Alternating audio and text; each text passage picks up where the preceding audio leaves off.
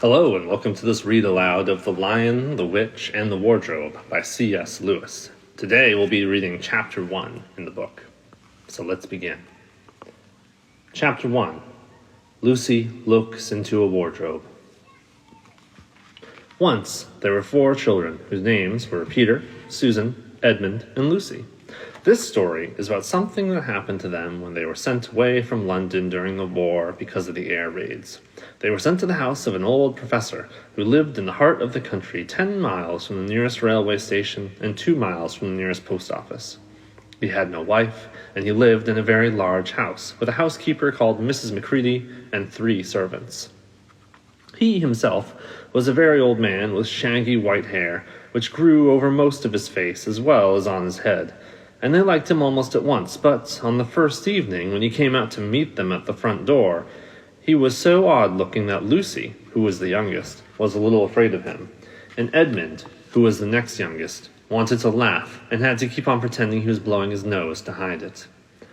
As soon as they had said goodnight to the professor and gone upstairs on the first night, the boys came into the girls' room, and they all talked it over. "We've fallen on our feet, and no mistake," said Peter. "This is going to be perfectly splendid. That old chap will do anything we like." "Oh, I think he's an old dear," said Susan. "Oh, come off it," said Edmund, who was tired and pretending not to be tired, which always made him bad-tempered. "Don't go on talking like that." "Like what?" said Susan. "And anyway, it's time you were in bed." "Trying to talk like mother," said Edmund. "And who are you to say when I go to bed? Go to bed yourself."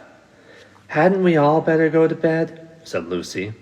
"There's sure to be a row if we're heard talking here." "Ah, no there won't," said Peter. "I tell you, this is the sort of house where no one's going to mind what we do. Anyway, they won't hear us. It's about 10 minutes' walk from here down to that dining room, and any amount of stairs and passages in between." "What's that noise?" said Lucy, suddenly.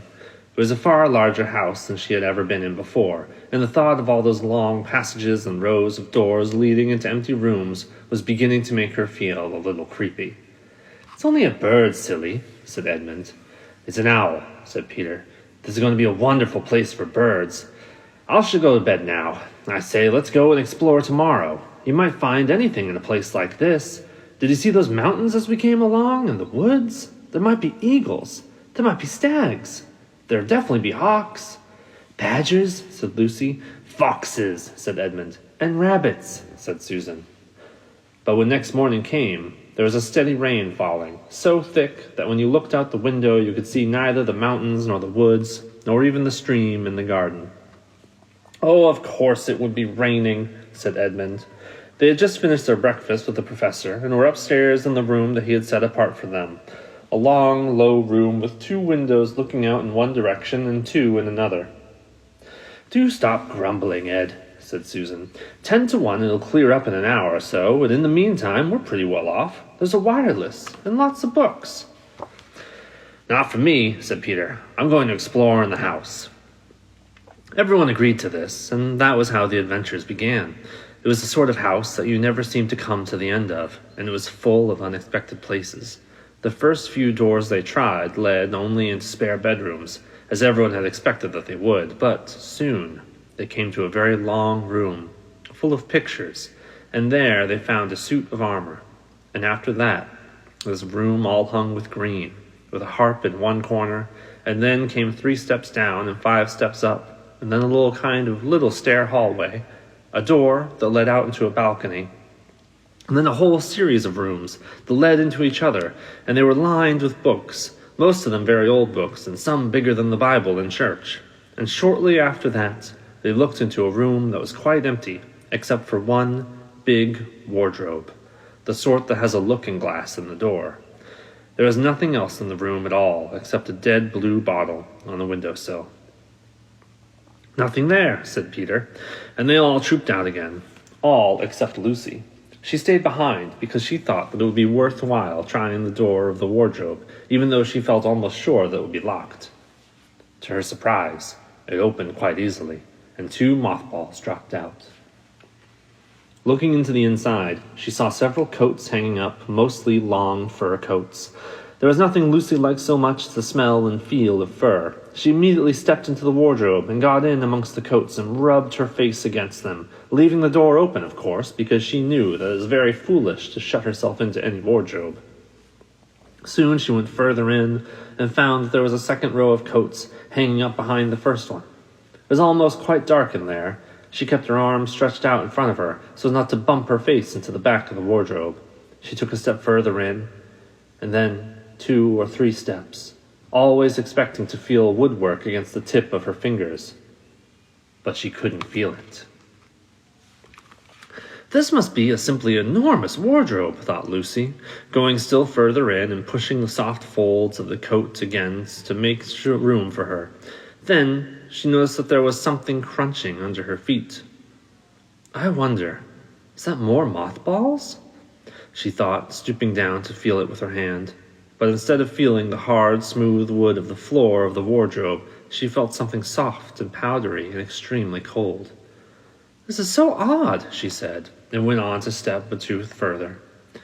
The next moment she found that there was rubbing against her face and hands was no longer soft fur, but something hard and rough and quite prickly. Why, it's just like branches of trees, exclaimed Lucy. And then she saw that there was a light ahead of her, not a few inches away from where the back of the wardrobe ought to have been, but a long way off. Something cold and soft was falling on her. A moment later, she found that she was standing in the middle of a wood at night time, with snow under her feet and snowflakes falling through the air.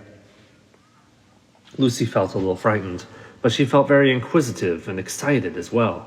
She looked back over her shoulder, and there, between the dark tree trunks, she could still see the open doorway of the wardrobe, and even catch a glimpse of the empty room from which she had set out. She had, of course, left the door open, for she knew that it was a very silly thing to shut oneself in a wardrobe. It seemed to be still daylight there.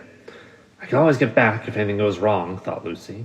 She began to walk forward, crunch, crunch, over the snow, and through the wood toward the other light, and in about 10 minutes she reached it and found it was a lamp-post. And as she stood looking at it, wondering why there was a lamp-post in the middle of a wood, and wondering what to do next, she heard a pitter-patter of feet coming toward her. Soon after that, a very strange person stepped out from among the trees into the light of the lamp-post. He was only a little taller than Lucy herself, and he carried over his head an umbrella, white with snow. From the waist upward, he was a man, but his legs were shaped like a goat's. And instead of feet, he had goat hooves.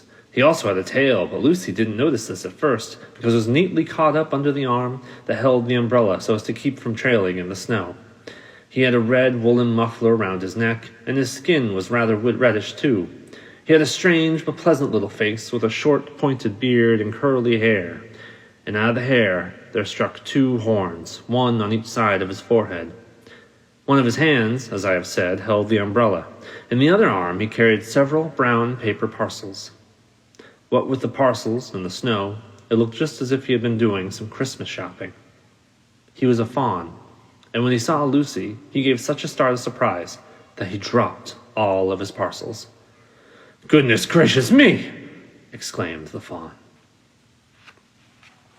Well, that's the end of Chapter 1. Come back on Monday for Chapter 2 of The Lion, the Witch, and the Wardrobe. If you're participating in our summer learning program, Bean Snack, don't forget to chart this up and earn some badges. Hope you're all staying happy, healthy, and safe.